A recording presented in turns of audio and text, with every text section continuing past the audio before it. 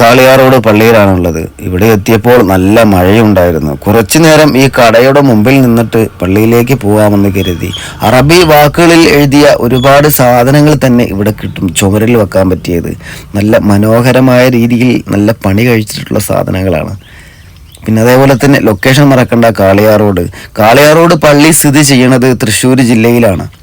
ചേലക്കരയിൽ നിന്നും എളനാട് പോകുന്ന റൂട്ടിൽ ഏകദേശം 10 കിലോമീറ്ററിൽ താഴെയാണ് ഈ പള്ളിയിലേക്കുള്ള ദൂരം.